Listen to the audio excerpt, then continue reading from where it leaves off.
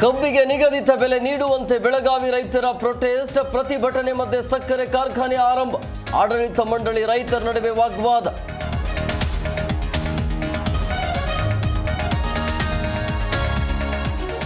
BJP rebels ಬಣದಿಂದ ಸಭೆ, ರಮೇಶ್ ಜಾರಕಿಹೊಳಿ ಯತ್ನಾಳ್ ಸೇರಿ ಹಲವರು ಭಾಗಿ, ವಿಜೇಂದ್ರಗೆ ಅಧ್ಯಕ್ಷ ಸ್ಥಾನ ತಪ್ಪಿಸಲು ರಣತಂತ್ರ.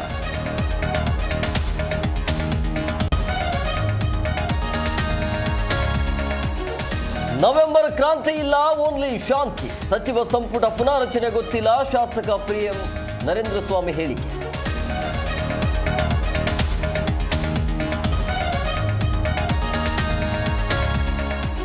ಕ್ರಾಂತಿಯ ಬಗ್ಗೆ ಸುಮ್ಮನೆ ಚರ್ಚೆ ನಡೆಯುತ್ತಿದೆ ಅಷ್ಟೇ, ತಿಂಗಳ ಅಂತ್ಯದಲ್ಲಿ ಸಂಪುಟ ಪುನಾರಚನೆ ಆಗುತ್ತೆ.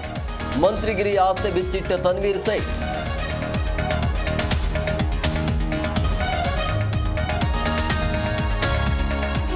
ನವೆಂಬರ್ 1ರಂದು ಕರಾಳ ದಿನಾಚರಣೆ ಹಿನ್ನೆಲೆ ಶಿವಸೇನೆ ಮುಖಂಡರಿಗೆ ಬೆಳಗಾವಿ ಪ್ರವೇಶ ನಿಷೇಧ, ಡಿಸಿ ಮೊಹಮ್ಮದ್ ರೋಷನ್ ಆದೇಶ.